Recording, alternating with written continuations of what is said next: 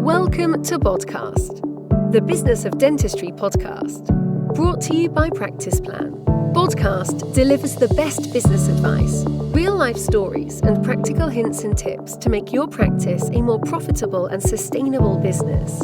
And now, here's your host. Welcome back to this latest edition of Bodcast. My name's Fern from the marketing team at Practice Plan, and once again I'm joined with Neil Stephen from Dengro. Hi Neil. Hi Fern, how are you? Not bad, thank you. How are you? Good. And thanks Very for joining well, me again. No, great to be back. So we caught up a few months ago about your CRM system, Dengro. Do you want to just introduce yourself again for the listeners and just tell us a bit about yourself and the system? Yes, so I'm Neil, I'm CEO of Dengro, and our CRM software essentially transforms how dental practices handle, track and report on all of the inbound inquiries that come their way. And that could be leads interested in treatment, existing patients interested in joining a monthly payment plan. It could be referrals from another dentist.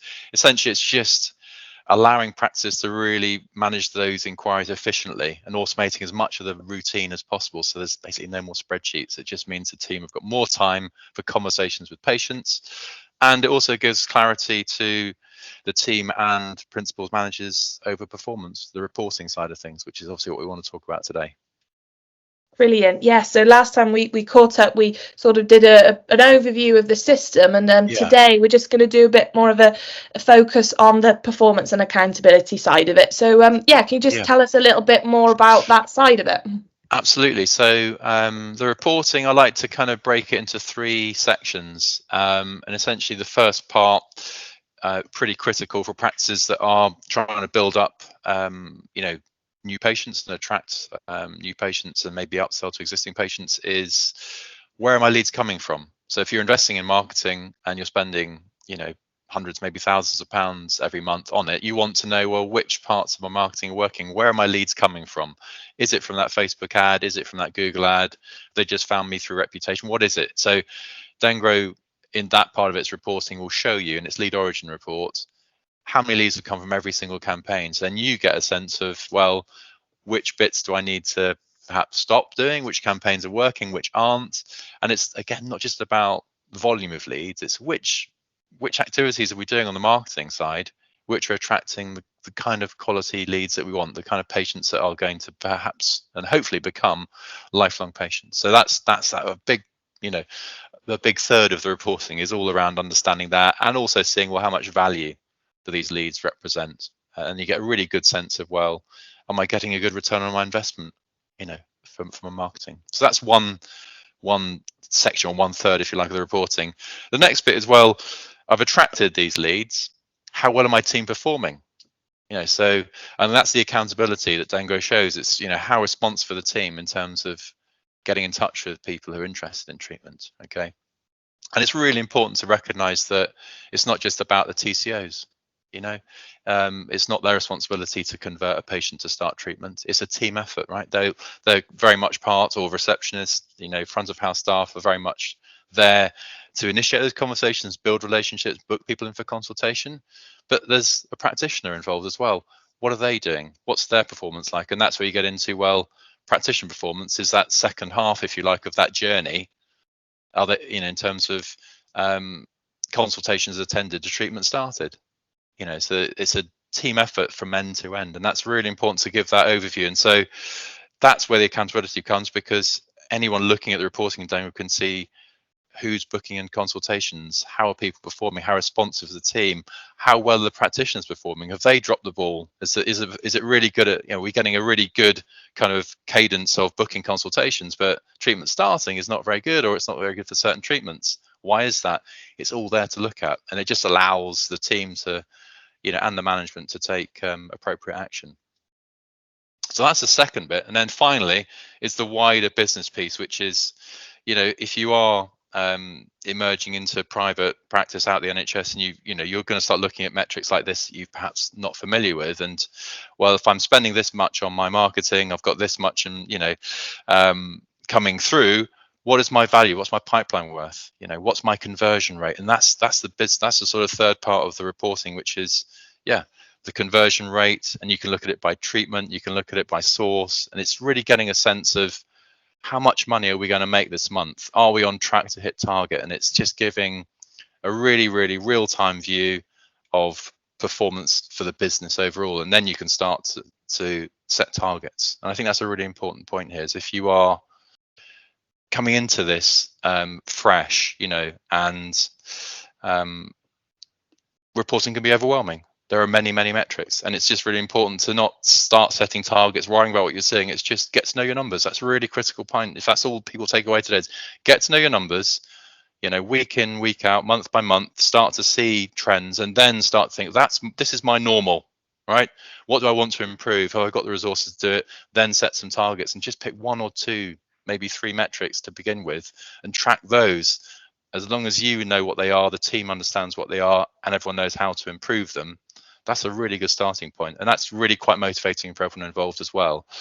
There are corporates that just pick 1 metric, right? 1 metric to focus on, because if that's good, it follows that all the others are good. And the example I give is average time to first contact. If the team are really quick and really responsive and getting back to people that said, I'm interested, it's common sense, but that's what you want as a consumer. You think, I've sent an inquiry, I want someone to acknowledge it and someone to pick up the phone and call me, right? So if you're doing that really quickly, and we know that from our millions of rows of data, that the most responsive practices who are quick off the mark to get in touch with patients who said, I'm interested in your treatments, they're the ones that have the highest conversion rates from inquiry received to treatment started. Yeah, brilliant. And so that's a kind of bit of a quick run through of the reports. It's safe to say that there's a lot that you get out of it, I suppose. Absolutely. And you mentioned, I can imagine it could be quite overwhelming to have all that information and where to start with it. But I suppose just starting with the numbers, like you said. Absolutely. Yeah. So you could just start with 1 bit, and if you are spending a lot of money on marketing, the reporting allows you to hold your marketing agency to account, and they're you, right? So if you're spending thousands and you're not seeing many leads, and it's all there in the report. So, well, you're not generating anything from these. What are you doing about it? Equally, they can say, look at all the leads we've sent you. What are you doing with them? You're not converting them. You're not picking up the phone quick enough. Your team aren't quick. So it's transparency, and it's that single source of truth. It's that objectivity where both parties are just looking at this software and the reports within it to make decisions. Yeah, definitely. And you mentioned it a bit there, but what are the sort of main benefits of having the access to those numbers? Yeah, so I think it's really hard to know how well you're performing unless you can measure it, right? And that's why the reporting is so critical, and that's why I would come back to just get to know a few numbers, and it allows you and the team to work closely together to start improving things and learning from what's going on. If you know your conversion rate, then you can start to say, is this a good conversion rate? Should we be better? Often practices will ask us, we're at this percentage, is that good? And we can give them a benchmark within reason. And equally, responsiveness, are we responsive enough, or why is that fallen? And so you start to see trends, and I think that's where it becomes really important for practice and very useful. And it's not just about conversion rates, is why aren't people going ahead? And Dengro asks you to record. If I say I'm not going ahead because it's too expensive, you might notice that there's a trend there. We're losing patients at this particular point because this particular treatment is too expensive. Just knowing that means you can take action. It doesn't mean you need to lower your prices. It's just the fact that the data is there, you can apply the context of it within your business. The numbers are there, and then you can think, well, why is that person only logged in 5 times this week? Well, we don't know that. Maybe they only work half day a week, whereas someone else is logging in 50 times, whatever. So it just allows that transferring just allows people to take action because it's insightful. And for the example of patients not going ahead with a particular treatment because it's expensive, again, that's something that as a team they can analyze and think, well, are we too expensive? Or actually, no, we're not doing a good job of actually, facing that head on and justifying our costs because of the excellent quality of the service, the aftercare, the state-of-the-art technology and facilities that we have here. Things that the practice will know far better than we're just putting the numbers in front of them so they can actually take affirmative action. Yeah, definitely. And obviously part of the report is seeing where the leads come from, and I'm guessing they come from all different directions. So what what can you say about sort of the leads part of it? Where do they sort of come from? Yeah, so it varies hugely by practice, and budgets vary hugely, and obviously, you want to fill up your diaries based on the capacity you have. There's no point attracting more than you can handle, obviously. So I think if you're coming into this for the first time, I think it's just really important in terms of selecting an agency that you want to work with who understands your area. It's really important, and taking iterative steps. Don't just start spending money on Facebook, Instagram, Google Ads, Bing, Microsoft online advertising. Just pick one or two and work with your agency, and then start to ramp up. I think that's always much more cost effective until you hit what feels right for your practice, and you're attracting the kind of patients that you want to attract, or prospective patients, I should say.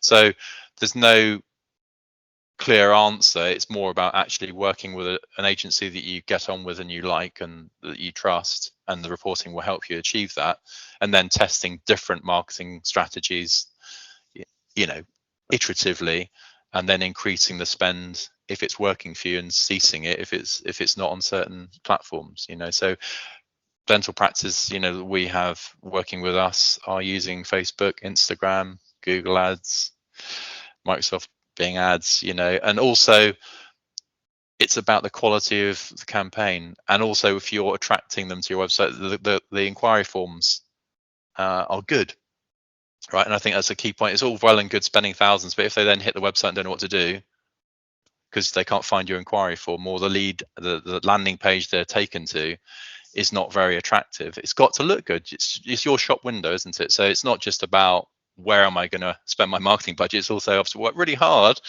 to attract them. Then they hit the website, and that's where we get into, we'd always say to, tip for people is, if you've got people that far and they're going to put in their name, contact details, email address, all those good things, the treatment they're interested in, you must ask them, when do you want to be contacted and how?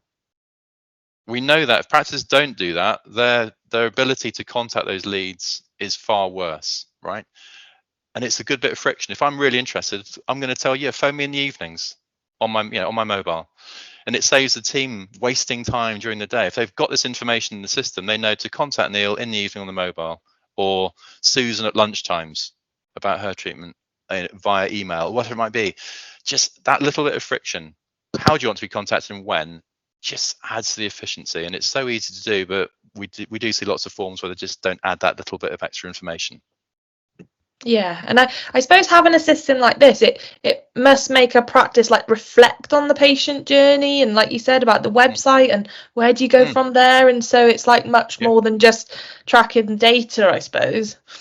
Absolutely, and it just brings the team together, because if they've been using spreadsheet or lead trackers, it can be quite chaotic and no one really knows where they are. And with Dengro, you just have to worry about today. It's just going to tell you who to contact today, and it's got all the history from before, so you can pick up the conversation where it left off. It's just working in practice, I can only say from talking to our customers, there's a lot going on, so we just want to make it as easy as possible to handle the inquiries as they come in, right? Not doing who wants to spend time writing data into a spreadsheet, or duplicating information from the CRM and then typing in my details into the PMS when I start to get, Dengro automatically integrates all this sort of stuff. So we're just trying to make life easier and make this kind of, the value add is giving teams in dental practices time to actually talk to patients and prospective patients, not to be filling in spreadsheets and doing routine activities day in, day out. We can save all the hours of time from that, so they can focus on where it really matters, the activities that really matter. Brilliant. And finally then, I suppose, have you got any examples of like how practices could utilize the data that they're capturing? Yeah, so the best thing, I think, what we've seen is the feedback we have around being able to look at the numbers, and that actually it's really motivating. And I think in terms of utilizing the data, it's picking those, like I mentioned earlier, those few metrics that really make sense to you and your team. And what's really nice in terms of utilizing that data is, yes, you can look at, well, are there trends in terms of inbound leads, they're going up or down? That's a key part of the reporting, is that they can see, is our lead volume up or down week on week, week by week, month by month? Is our conversion rate dipping, going up? So that's how they're utilizing the data, is just to monitor trends and then take corrective action. But I think one of the nicest things as well is in small groups, there's competition emerging, as in who's the fastest. And so that becomes, it should be fun, right? And so knowing the numbers means that you can take affirmative action and there's engage in a little bit of competition, even with yourself, to just improve where you were last week or last month. And that's how teams are utilizing the data. Yes, you can export every single field in Dengro and analyze it to your heart's content, but not many practices have got the resources to do that. But that's if when your bigger marketing teams can then start to analyze. But typically, I think it's just about being able to utilize the data by looking week to week, how are we getting on? And it's just tracking performance. And that's really what is motivating for the teams. Great. Well, thank you so much, Neil, for sharing some more insight on that. And if anybody, wants to find out more, how would they get in touch? Yeah, dengro.com. Please visit the website and you can book a demo. So a live demo. So one of the team will talk you through and show you the system, or you can request a recording of the demo first if you like, because you can't, people are busy. So we've always got that option as well. And there's also a consultation course. If you just want to have a 15-minute chat with us, either having watched the demo or attended it, that's fine. So numerous options to cater for everyone's busy schedules. Okay. Brilliant. Well, thanks again, Neil, and we'll catch up again soon. Thank you. Great. Thank you.